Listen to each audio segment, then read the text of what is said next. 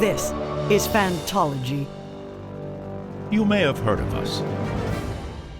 All right, what's up, fantasy book fans? This is Steven, your host from Fantology, with my lifelong friends, Josh, Jake, and Ben.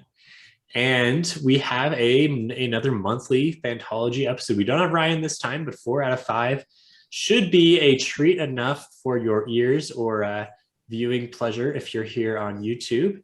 And we're going to talk about upcoming fantasy adaptations, meaning, TV, movie adaptations of some of our favorite fantasy works of literature that are coming later this year. There is a full slate of stuff coming in the next 6 months. Right? I mean, we're excited about this? Like, I was going through the list of things and I was getting pretty excited. It's almost like every month there's kind of a new thing that's going to take up a lot of my time. Yeah, I agree. And, it's there's something to be said because I feel like I felt like this since Wheel of Time came out last year, right? Like last year we were talking about how there's Wheel of Time and The Witcher and like all these other, so it's kind of just been nonstop. There was a little bit of a lull when everything got finished up, but I feel like it's kind of, we're looking at it picking back up again. So yeah, there's even some minor things like the Umbrella Academy came out a couple of weeks ago, and I wasn't even aware that they were doing another season or how quickly it was coming out. That one actually, I've been watching it. I haven't super loved it, but really just did well. Okay, different opinion. You're liking it? I haven't started it yet, but I've heard a lot of great things. I've heard it's better than the last season, which I liked a lot. So okay. Let's pause on that one. I can tell you a little more about it in a second. But to just kind of continue this thread of like upcoming things, excitement, Jake, Josh, you guys also feeling this way? What titles are you most excited for the next few months? Yeah, I am. As of now, when we're recording, I think the Umbrella Academy just came out, and I want to watch that. I am, I think, 2 episodes behind Ms. Marvel, which I've been enjoying a lot. So I've seen the first 2. Yeah, seriously, it's good. Stranger Things comes out. The finale comes out this Friday, as of time of recording. Way stoked about that.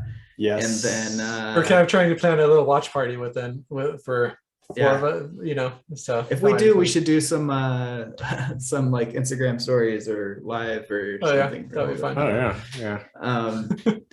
And then honestly, House of Dragon and Rings of Power, I'm really excited for those. Good. I am too. I mean, I think that's a lot of the list. But may I add one? Is I'm very excited for His Dark Materials season 3, which has an autumn 2022 is what Google says. Camera cut out. Yeah. I guess Josh did not want us to see his reaction. Josh wants to become the narrator. Yeah, and the authority. Who here has read His Dark Materials? Is it just you and Steven, Josh? Or did you read those? I have not. I think it's just me and Josh. We did Ryan? No, I think it's just us two. We recorded our reviews of those a long time ago. It's like 2 years ago. Those are ones that are on my backlog for sure, but I don't know when I'll get to them. They're really good. And it has one of the best adaptations. I think honestly I've seen, like it's up there in terms of faithfulness and in terms of just overall. We're laughing right now because before this started, we were kind of split along family lines, I guess. I don't know. Steven and family. Ben and Josh tend to say adaptations for like adapting one medium to another, and Steven and I tend to say adaptations, and we looked into it and both are valid. So there's one adaptation is more valid. Well, it's more common. It's more common. Yeah. Well, it seems to be more valid because Josh changed his word choice. I noticed that. I noticed that when you said adapting, it wasn't adaptating though. Yeah, that's how words work. This is like, this is like I get the Winnie the Pooh meme of kind of the poorly dressed slob poo. He says adaptions, adaptation. and then the one with the monocle and the little suit says adaptation. The eyebrow. Yeah. Yeah. Yeah. Okay. All right. Well, Yeah, but his Dark Materials, yes. for some reason, Josh, I know I haven't seen the second season yet. I don't know why. Yeah, I don't. The second season was really good. I actually kind of weirdly, we had kind of forgotten to watch the last episode. Not forgotten, but like we kept trying to come up with like a good night to watch, like kind of make it a viewing experience, you know. And so finally just got around to it, and it was really good. Like the whole, I think this whole series has been really good. Honestly, I'm not too broken up about it because now I can watch the second season and the third season back to back. I think one really bad thing that happened with the COVID pauses for a lot of these shows is that I just forgot a lot of the previous entries to whatever show it was, like Umbrella Academy, which I'm watching right now. I'm having a really hard time remembering what happened in the previous seasons. And I feel like that's hampering my enjoyment because I don't necessarily care about the show enough to want to go back and like read extensive summaries of what happened. I just want to be able to watch it. And I don't remember quite enough of the details of what they're now referencing in this show. It's really hard. Sorry, Ben, go ahead. No, I was going to say, I struggle with that with Stranger Things as well. Like, I really, really like it, but I feel like it would have been that much better had I like watched everything more recently. But it's just, so old. And you wonder, like with these streaming services, how much of it is to get people watching it right now, and how much of it is it to be able to like put it in their backlog and have people like stream it, like binge it all at once. But I don't know. It's it's kind of funny. I thought Stranger Things did a better job than most, maybe just because each plot of each season is really pretty not standalone. Like they're definitely not standalone, but like Just the actual plot. The threads of each plot like get really, I agree. Fast. They do that. I feel like they did that really well for season 2 and 3, and for season 4, I think they did it all right. But they definitely had a lot of throwbacks to season 1, like kind of where everything originated, which I just had like completely forgotten. Yeah. So they've like added so much new information there that I don't even know. But the thing is, there's a point where I'm like, I don't know how much of this is new and how much of this I'm expected to know, and that in and of itself kind of is anxiety inducing, Yeah, I felt the same, and I'm just kind of accepting that whatever they're telling me in season 4 is what's important. Yeah, is what's important and is what happened back in season 1. So I'm just going to accept it. I'm probably don't have time to rewatch it, especially at this point. So season 4, whatever. I'll believe whatever they tell me. Yeah. I feel like the same thing I kind of felt with Obi-Wan, watching the Obi-Wan show. Okay. Like to a lesser extent, but like, I haven't seen the prequels for probably, I think last time I watched it was in college. So probably like 8, I don't know, when did we graduate? Like 7 years ago? Yeah. Oh, I think I watched it senior year of college. It's like, it's been 7 years since I watched all the Star Wars. Uh-huh. And that's the last time I've really seen the prequels or the original trilogy. And so, like it's not like Obi-Wan has a lot of connections, but it definitely does have connections to both the prequels and the sequels.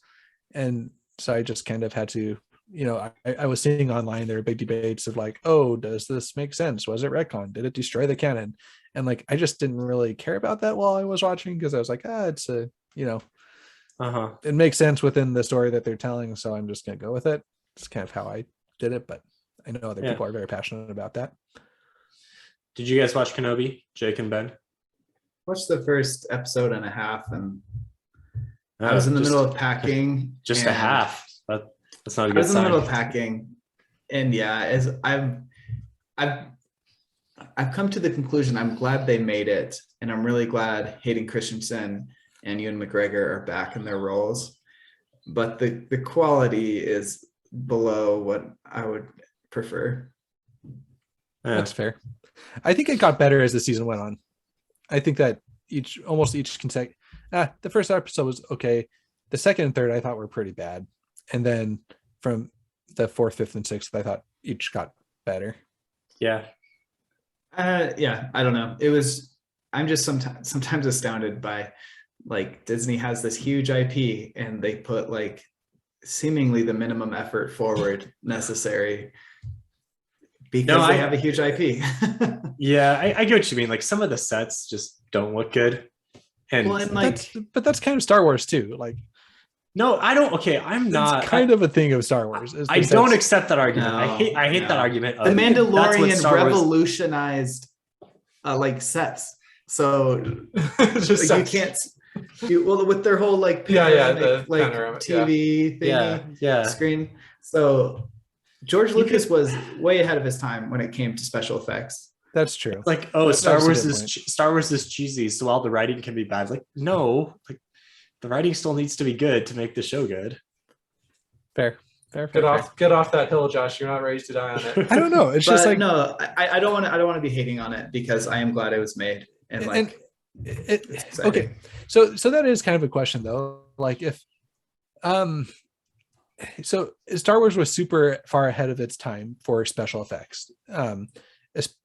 Mainly the original trilogy. Arguably for digital effects as well. Like they look pretty dated It now, didn't. but Yeah, it didn't pull it off very well, but they were trying revolutionary things with that.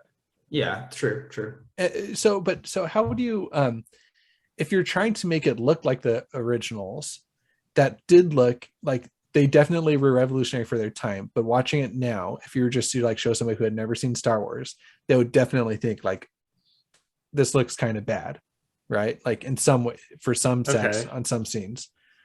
I know that this is kind of a hot take, but This is just kind of a convoluted analysis. no, but so what do you do? Do you try? It's and like make the it- Winnie the Pooh argument of like the monocle argument of saying this is a crappy take. I'm curious though. Do you try and make it look kind of like the So you're saying we have this new show, it's Star Wars. We want it to harken back to the original trilogy because it's Obi-Wan and we're on Tatooine. But at the same time, we want it to look cool because it's 2022. So how do you do that? yeah, kind of like do we intentionally put some people in some over the top makeup and prosthetics, but you can definitely tell it's a person under all the makeup and prosthetics, or do you like make it cooler than that through digital effects and stuff? Like I'm not trying to. I'm honestly, none like, of that it's an stuff honest bothered question. me about the show, like the sets or costuming or that kind of stuff. It was just the writing and the dialogue and stuff. writing and just yeah. Okay, all And right. the basic story I've seen from the It's a little episode and a boring. half. It's a little boring at first, for sure. Like I the don't- chase scene where That was really bad. Flea and Co or the Red Hot Chili Peppers are trying to take out Leia, and she's like running like super slow. But that little girl is really fast. She's hard to catch. It felt like you're watching, like you're pretending to like catch your kid. Like, Yeah. "Oh, I'm gonna catch you. I'm gonna get you. Yeah. And again, I know there's lots of like critique of the actor, like, which I'm not critiquing at all. I'm just the writing and some choices made. But The last episode is really good, by the way. that's what I've heard. Yeah. And that's kind of how I was with The Mandalorian. I think The Mandalorian season 1 had a better overall production quality. But I was kind of bored with most of the episodes until the end, once it started to like have a bigger story. Anyways. Okay, so Star Wars Kenobi. There's another Star Wars show, Andor, coming out in August. I guess I'll continue watching the Star Wars shows.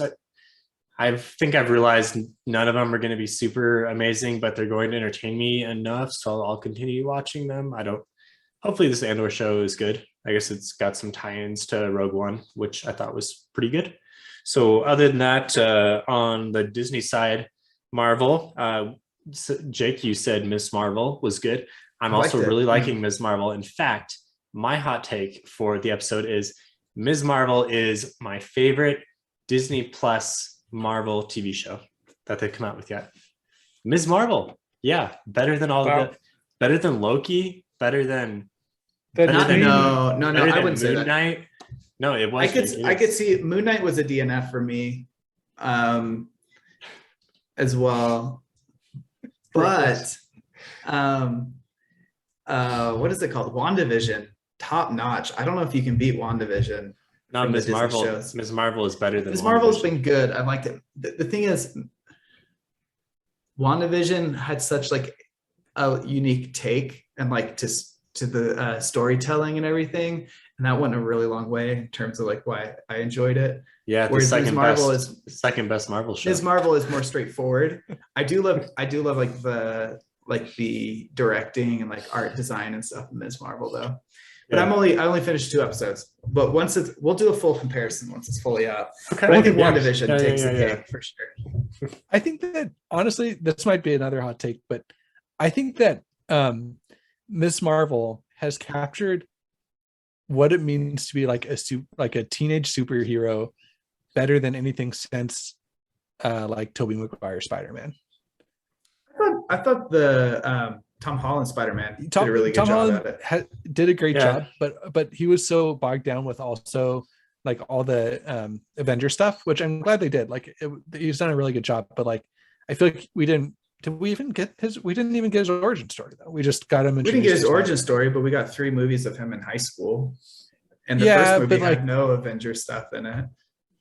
Okay, I guess what I'm meaning is like a superhero origin story of them in high school. Like I guess I'm more just trying to make a comparison to that this is really good and reminiscent of Spider-Man, which is a great superhero property. That's probably how I should phrase it. I agree. It's very reminiscent of Spider-Man in all the great ways. Yeah. Spider-Man is my favorite Marvel character ever though, so that's like my baseline. So it's kind of biased, but I think the thing with these Marvel shows, like some of them that I haven't liked as much, I feel like it's because I don't understand why the shows are important. Like through Moon Knight, I got the sense that there was like this big world-ending conflict and his story was important, but by the end, nothing had really happened all that much. And so each of these TV shows, I'm like, I just don't understand I don't understand why I should be drawn to care about this story. But Miss Marvel isn't trying to do that at all. It's just like, this is this funny girl in high school who's starting to get these powers, and she's got this quirky family, and it's filmed in a fun way. And so I can just enjoy it for what it is. I mean, this is another reason why WandaVision is probably better, because it set up the Doctor Strange movie. Yeah, so WandaVision actually is important, is what you're saying. Exactly. And I mean, the Captain America one, it's Captain America passing the torch, like there's that didn't need to be made though. Like Bucky or Falcon was already going to be captain. Like it already passed that torch pretty much. I think the Captain America and Winter Soldier show had a lot of potential. I think not that it didn't need to be made. I just think it floundered in some aspects. But. I guess in terms of just like the greater overall. Jake showing off the Dusty Wheel mug. I love it. Nice flex. Flexing. That is a big flex around here. Speaking of, let's just move into speaking Wheel of time. We make sure to hit up merch at thedustywheel.com. I mean phantologybooks.com. Right. Yes. So Wheel of Time season 2 is coming out sometime after the Rings of Power. So probably like November. Or right? I've heard it might be delayed until next year. Oh, really? I haven't heard that. That would be bad for the show, I think. For the same reasons we've already talked about. If you're a casual viewer, it's going to be very hard to remember what happened. If there's I don't know, but I think Netflix and Amazon Prime with their shows have done a really good job of producing mini content on their apps and sites to like catch you up with like the last season. Yeah. Like I thought The Boys did that really well. But in Stranger Things. I hope the Wheel of Time doesn't get delayed. Just, for selfish reasons, I would like to see it. But if they're delaying it to increase the quality, then they should do that. They should do that.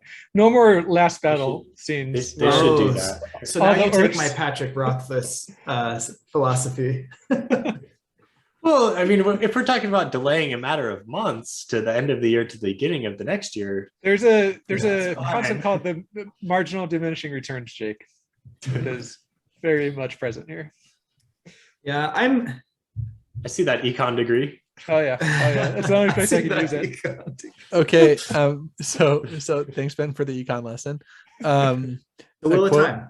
Yeah, quote, we're going to be really thoughtful about how we release these shows. In our minds, they're very different shows, but we are cognizant of our genre fans, and it's and it's really true. But the Wheel of Time has been really important for us, and to see that it has done so well for us in 2021. I keep saying it's the Christmas gift that keeps giving, which makes it seem like the Wheel of Time season 2's release could be getting a little bit later in December 2022. Is that a quote from Jeff Bezos?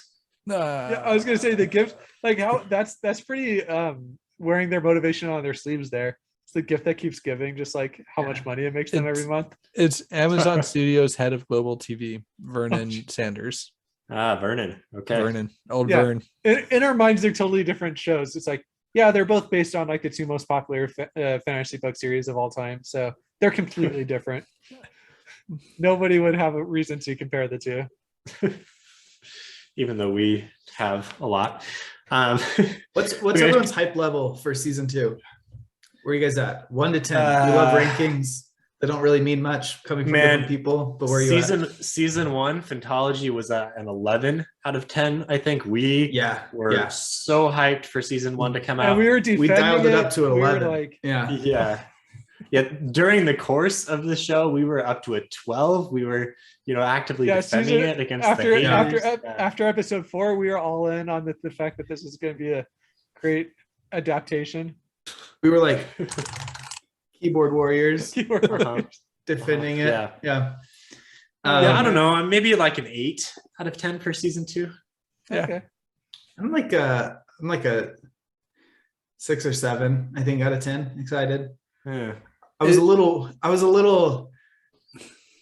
I feel like I had this whiplash of all that 12 out of 10 excitement, and then I was pretty disappointed. Yeah, we might have gone gone too hard. I think I went too hard. I'm not here to bash on it at all, but I went too hard. Yeah, and ended up, it's like when you like this person and then you like give it all too fast in the relationship, and you're like, wait, I don't even know this person, So I gotta take a step back and reassess. Yeah. I feel like I was hoping it was going to be the next Lord of the Rings, right? Not just the next Game of Thrones, but the next Lord of the Rings, where it's just like everybody loves it. Everybody it can be, it pulls more people into the community. It inspires the love of reading or fantasy in the new generation. Yeah, but it did that to an extent. I think it did have an impact there. I don't know how large it was, but I think it had one. I think it did too.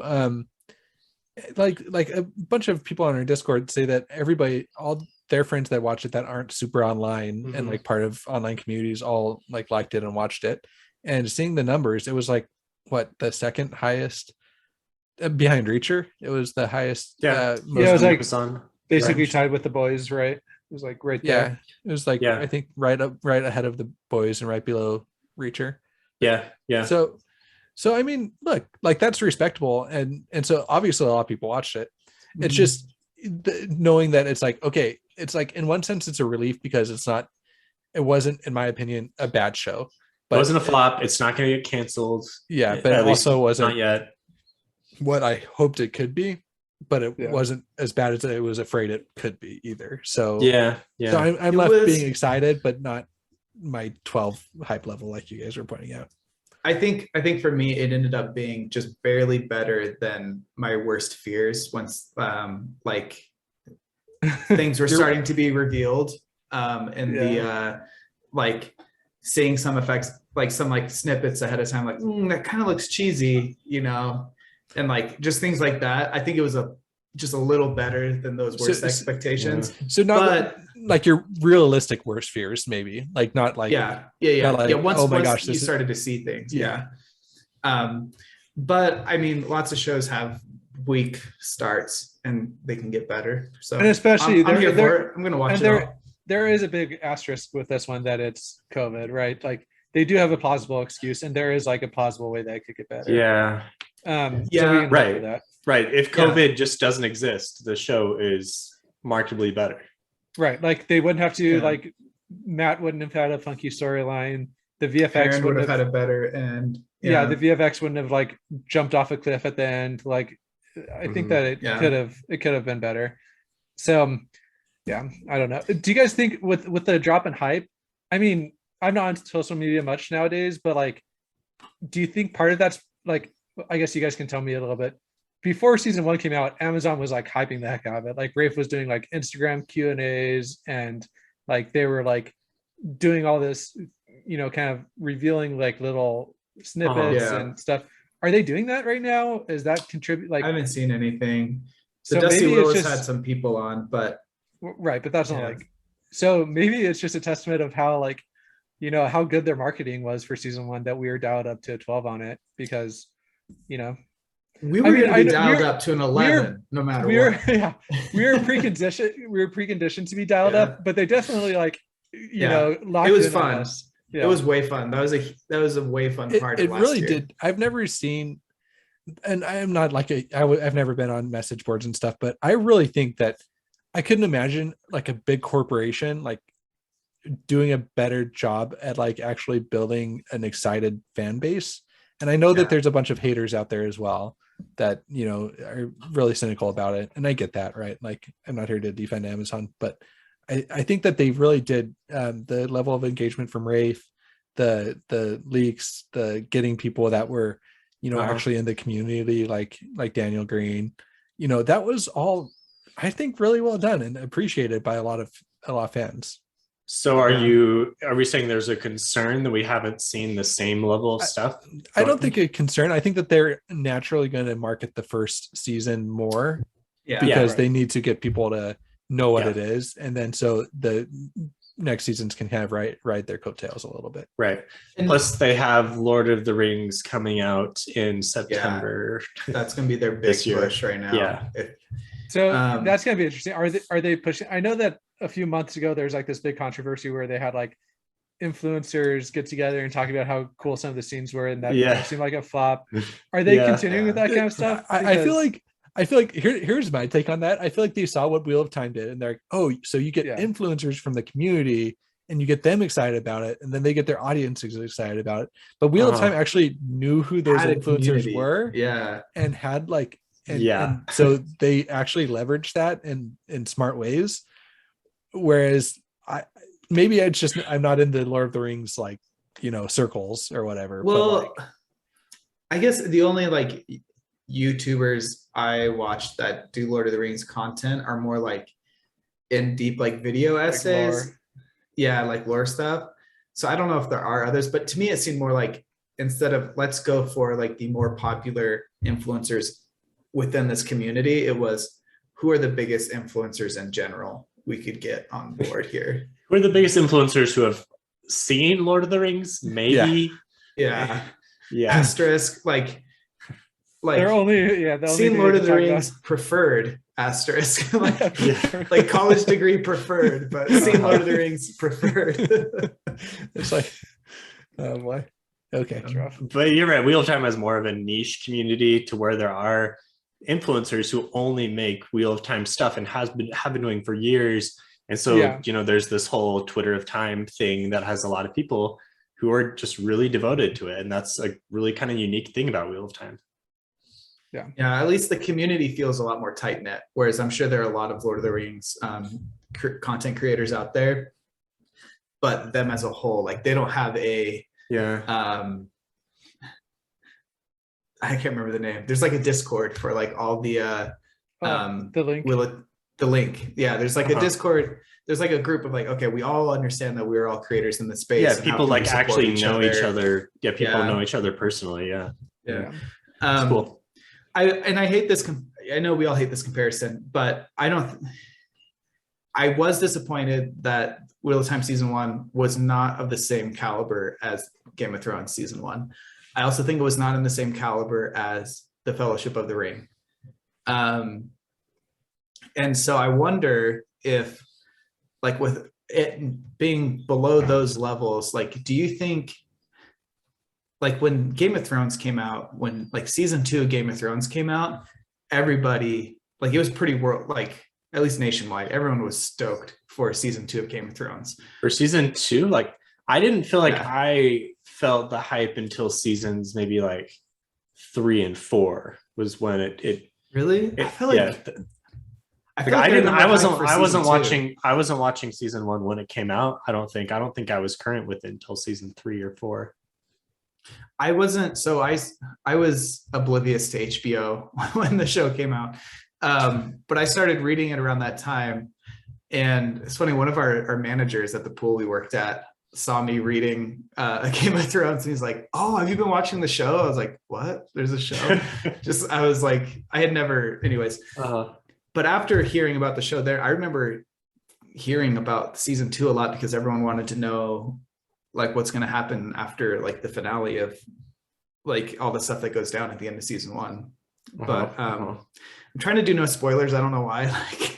Like people who haven't even seen Game of Thrones, no spoilers for the whole series, for the series finale. But so anyways, what do you guys think the hype level is for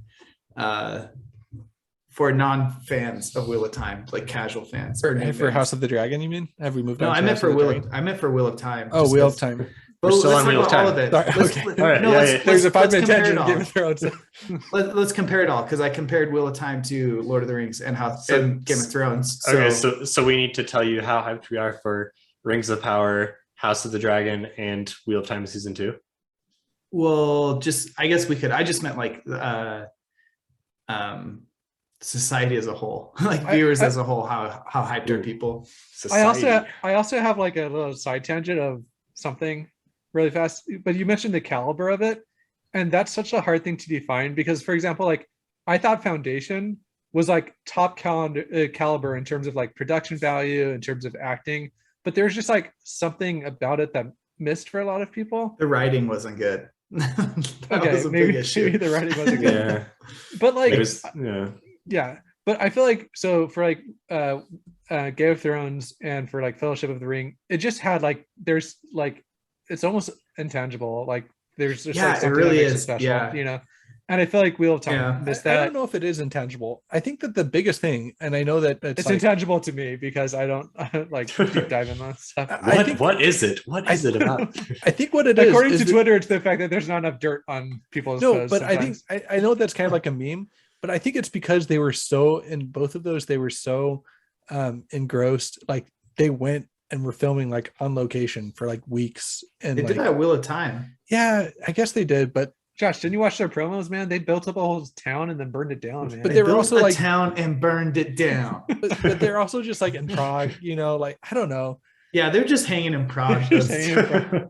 instead of roughing it in the New Zealand bush. I don't know. I think that's what, but it just felt like Josh has to like go for full Survivor. It's like Okay. it's not a Josh But is yeah. like, no, it's tangible. Proceeds to not explain why. nebulously define it. Yeah, I think in my head I'm just like picturing them all like just out filming on set for like multiple weeks on end for both those shows. And I think having when I went and toured Ireland, we went up and went to a bunch of the Game of Thrones sites, you know, and they were actually filming like at castles. You know, it's like, okay, we went to this castle with the courtyard that they, you know, that they were shooting the bows at, like you know, so it's like it was real, you know. And then we went down and walked along the lake that like they filmed a lot of the like shots at, and it's not like they were building a set for that, like it was just there, and then they like maybe touched it up a little bit, but like, you know, that's kind No, of they built the set for pretty much everything in Lord of the Rings. Like it's not like they went to yeah. I was more Old using my example of castles. Game of Thrones. They went to But- Hobbiton and I'm just saying, I feel like that kind of stuff. I don't. The things that are similar between Lord of the Rings and Game of Thrones were also similar between Wheel of Time, and it just didn't hit the same. Yeah. Okay. I'm kind of getting to the point. I was really disappointed for a while after season 1 ended of just like how much they missed the quality of Game of Thrones that I wanted, and I'm kind of just like, maybe that's just like kind of a 1 in a million shot, you know? I think it also it is an expectation thing. I think a lot of the Yeah. intangibleness of it comes from like they didn't have this pressure with Game of Thrones to like have this be like this global phenomenon. Yeah. Yeah. They were all passion projects too. Like that's the Yeah, like but Rafe Anyways. was passionate. I don't know. that's Yeah, what we I'm can- saying. They're all three yeah. were. Yeah. Yeah. yeah. But I don't know. I worry that there are people who didn't know what Wheel of Time was, watched season 1 and are kind of oblivious of when season 2 would come out. Whereas I feel like with Game of Thrones, when season 2 of Game of Thrones came out, people who had watched it and became fans were like excited we're for amped it. for it. Yeah. Do you want a controversial opinion on this? Yeah. Sure. Yeah. Well, okay. So Okay. Game of Thrones, Lord of the Rings. We all agree there's this nebulous, intangible thing that makes it special. Well, Okay. both of those shows very closely followed the books, right? The actual written, yeah. You think that's why? Wheel of Time did not. Do you think it's? I don't know. I don't know if this is my. It's just. I don't know if it's my cursed because personal opinion. I don't know if it's my personal opinion or not. But as soon as Game of Thrones strayed from the written material, as soon as they ran out of books, it wasn't as good, right? So Okay. But are you trying to say Wheel of Time would have been better if they did more of a 1-to-1 creation, or is book 1 of Wheel of Time so hard to adapt that it was just doomed? Like it could, like its potential was capped because of that. I don't know. I was just. I don't know. I was just dropping stating a hot take. And I'm just stating a fact. That is a fact, right? The correlation It did not follow the book as much. We agree it wasn't as good. That's a fact. Yeah. I wasn't bothered by the changes, really, but I don't know if I was super bothered either, but there were changes. But it's a fact. It is. Yeah. So audience, take that for what you want.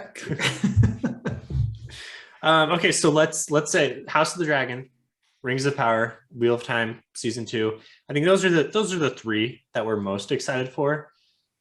Where do those Stranger Things Part 2? I think it's okay. I mean, that comes out. Rings of Power, Stranger Things Part 2. You are in the midst House of the Dragon. You're in the middle of I feel like Stranger Things. No. It's kind of hard to compare because we're talking about our epic fantasy properties, and it would be like you're the week before the season finale of one of the other shows that you don't know what's going to happen on versus Yeah.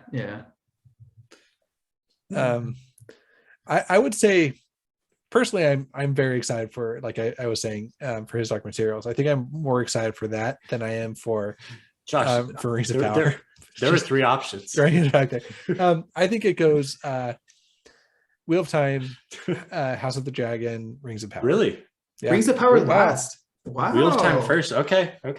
I'm definitely Rings of Power, House of the Dragon. Those are pretty close. Mainly because I love Lord of the Rings. I just finished the Tolkien biography and I'm like way stoked about Lord of the Rings stuff, but it's such an unknown of like what they're going to do. Whereas Game of Thrones is more of a known, but part of that known has baggage associated with it. See, that's what I'm interested that you ranked that higher than Wheel of Time. Oh, well, Wheel of Time is okay. I don't think it quite has the potential to be as good as these shows can be. Okay. For season 2.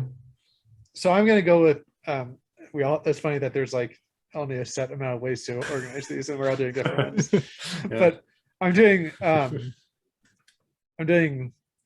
Lord of the Rings, Wheel of Time, House of Dragon.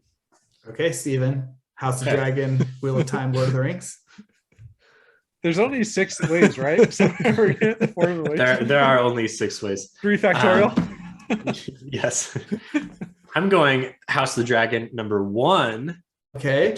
I don't think any of you guys said. I'm most excited for that one. Yeah. Wheel of Time. Wheel of Time is number 3 and Rings of Power is number 2. Yeah. Okay. Yeah. I kind of am with you, Jake. I feel like Wheel of Time at this point, I'm really interested to see what they do in season 2. I'm excited to watch I'm excited to watch. I think I'll enjoy it for the most part. But season 1 does have me thinking maybe the ceiling is not as high as these other shows could be. And I really like Game of Thrones. We all really did. Yeah. So I'm very excited to see more. The world is really cool. Yeah. I want to see if they can capture that magic, that 1 in a million chance again. For sure. And with Lord of the Rings, I'm pretty concerned about Rings of Power. I'm not gonna lie. I feel like I don't know, and I feel like I haven't seen enough. The promo stuff has the shots have been cool looking. They've released some images. We just haven't heard much at all. I don't know. I'm concerned. Do you think it's probably going to be Hobbit quality, or is there a chance it's somewhere between The Hobbit and the Lord of the Rings? I don't think there's any chance it's as good as the original trilogy, right? Yeah. You think it could, like, does anyone think it could be better than the original? I don't think it could be original better. trilogy? I think it could be. There's a hope in me that it could be as good, but in a different way. That's really hard, Jake. I mean, Because those are three of the best movies I know, ever. You know, I know. You know how many Grammys they won? All of them. Grammys. Or whatever they are. I don't know. Oscars. Swing and a miss there, Jake. EGOT. I don't know. I know everything I know about awards comes from 30 Rock. There is a cool YouTube video where they're all rapping. I don't remember what they were rapping about. Stephen Colbert. Was that? Yeah, was Stephen Colbert? Video? Yeah. Did they win a Grammy for that one? No. There's the Grammy. Yeah, I mean, but if it's as good as The Hobbit or better, I'll be really excited. I think part of the reason why I put Wheel of Time as number one, maybe it's just because we kind of are content creators around it, and I'm excited to like kind of get back into that community a little bit, like do some collabs with people and go on some like live streams. That was just like a lot of fun last year, and like I felt like we made some friends, and like I followed a bunch more YouTube channels that I'm excited to start watching them again. So like I don't know, like I think part of that, you know, that we talked about earlier, that community building, I'm excited for it again. Yeah, that's true. Yeah, like Nate, I'm excited for Nameless and Dusty Wheel, Lesbian Nerdy, Unraveling the Pattern, Reading the Pattern, and all the others. There's so many. We can't name them all. Black Tower podcast. Black Tower podcast. Yeah. We basically have the entirety of our fall Fantology release schedule. I mean, it could just be every week's episode of whatever it is. Like there's going to be weeks where we have a episode of House of the Dragon and an episode of Rings of Power and an episode of the Lost Metal. Well, that's not until November. Oh, shoot. Well, Rings of Power comes out in November, doesn't it? Yeah, or is that September? No, Rings of Power is September. We have August, September, TBD, December. Right. December, potentially for Wheel of Time season 2. I was thinking The Witcher Blood Origin, which is that another animated? No, it's live action. It's live action. Live action. Yeah. It's like the origin of the conjunction of the spheres back in the beginning times of the elves and everything. Yeah. Maybe that'll be good. I don't know. I'm about as excited for Witcher season 3 as I am Wheel of Time season 2. I can see that. Yeah. Yeah. I'm loving The Boys so far. I'm surprised, like I'm honestly surprised at surprised at what they're able to actually put on screen.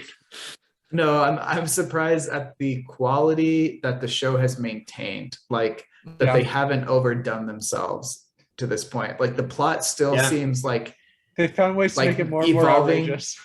Well, I mean, I'm aside from all like the outlandish stuff, just like the plot is evolving in a natural way that is still really compelling, and it makes me interested in like how are they going to resolve things. And I don't know, it's done really well. I do think it probably has like maybe 2 seasons max left. Though. I kind of hope this is the last season. I like don't want it to be, but it would be so tight if it was, just like so they could, I guess. Spoilers if you haven't seen, if you're not caught up on The Boys or whatever, starting now. I think if this season were to end with like Butcher going to the total dark side, becoming like, taking too much V, becoming a superhero, going after Homelander dies, or whatever happens, like that could all wrap up in this season. I agree. I think that's kind of what you're referencing, right, Ben? Right, exactly. Or if Homelander this isn't really spoilers because it hasn't happened yet, and like it's spoilers, just call it spoilers. Okay. But or if Homelander just completely goes off his rocker and like freaking like that's the way it could be this season, and one more is if Homelander just goes I kind of want to then see a season like what's that Superman comic where Superman's like Injustice. like that? Yeah, Injustice, where like Homelander just like takes over, you know, a whole part of the world and just like rules. It's as like a- all about them, like the whole world uniting against Homelander or something. yeah. What about spoilers for The Boys season 4? Starting 3 minutes ago. Yeah. What if their plan to get Soldier Boy to weaken Homelander works? They don't kill him, but they remove his powers. And then it gets to a point where, like you said, Butcher is becoming a bigger and bigger threat. And Butcher becomes the new Homelander. Well, like maybe human mortal Homelander has to team up with the rest of the boys and his son to help take down Butcher. Yeah, they haven't involved the son at all yet, but they've kind of hinted. Yeah. So dang, what if that could be a good next Also, season? I feel like they follow the comics pretty closely, so we could probably just find all this out. But they don't really follow the comics pretty closely. really, I thought okay. According to Emergency Awesome and Comics Explained, they take the go follow them on YouTube. They take the same like basic story beats and then they kind of put their own spin on them. Like there's a huge twist at the end of the comics that they've already confirmed isn't part of it. But I guess my projection would be at the end of season 3, some huge cliffhanger happens. Maybe one of the things that we talked about, but it seems like now like the fate of the world is in the balance. And then season 4 deals with the fallout of all that. Yeah. I think 4 seasons. It's got to be wrapped up, right? 4 seasons would be good. it's Four the or fourth five. season. I can see that. Is it the third season right now? It's the third season. Oh, wow, I thought it now. was season 4. Well, Yeah. yeah. The other thing about the show that I really like, I always like the romance aspect of shows. And I feel like the Huey Annie relationship is like really good. And they're able to come up with, you know, continue to kind of evolve their relationship. And like, it doesn't seem like it's just contrived drama. Like, yeah, It's like this could actually happen. Yeah, they seem like a real relationship, and they try and actually communicate in like respectful and like respectful ways that you would actually try and communicate, but it's still decisions. Frustrating, right? Yeah, right. they're making different decisions, but I feel like the tension doesn't come really from good. Like this like contrived miscommunication though. That like you're like, if they would just talk, then it would be all resolved, you know. Instead of miscommunication, it's just like. Different they both have outlooks, different views, different philosophies, different philosophies and like different like insecurities and evolving and how those play out. Yeah, and people evolve and change. Yeah. I agree, Steven. Good call. And that's so hard to do, I think, with relationships and media and also just plots in general. Like you want it to evolve naturally so it feels good, but a lot of times when that happens, it just is this long drawn out or repetitive thing. And I feel like they found that sweet spot of like let it feel natural and it helps progression while it's still exciting. It helps that the show's not about that. Like it's kind of a so. But I kind of feel like all the relationships and the conflict in general has felt that way too. Between Mother's Milk and Butcher and Butcher and Homelander and even like Frenchie and Kimiko. Like just between everybody and everything and all the relationships are really The Boys is definitely an example of what good writing gets you in a show. Like, you know. Yeah, and like the if you look at the special effect, like everyone, like I think The Boys is also a good example of special effects aren't what make a show. I think they can break a show, but like their budget isn't amazing for special effects, you know? And like their fight scenes, you can tell the choreographies are not like amazing, but it's like they're able to do it enough without super focusing on it where they can lean into their strengths. Yeah. Okay. Should we like all pick one thing that like just go around and say the one thing we're most excited for and then wrap it up? Yeah. House of the Dragon. In general. Stranger Things.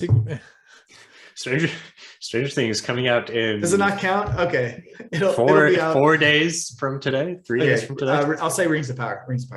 Dark Materials. Rings of Power as well. All right. Okay. Rings. Let us know, listeners. Let us know what you are most excited for. I think we had a few hot takes there, so let us know why we're wrong or whatever. If you want to chat with us more, you can do that on our Discord link. Links are in the episode description. And hope you enjoy an action-packed latter half of 2022. And if you're wondering what content we're going to put out for the rest of the year, that's basically what it is. This is our outline for the rest of the year. And let us know if you say adaptation or adaptation. Yeah, that's the real debate here. Yeah. Which poo face are you? All right. See you. See you guys. Bye. Thank you.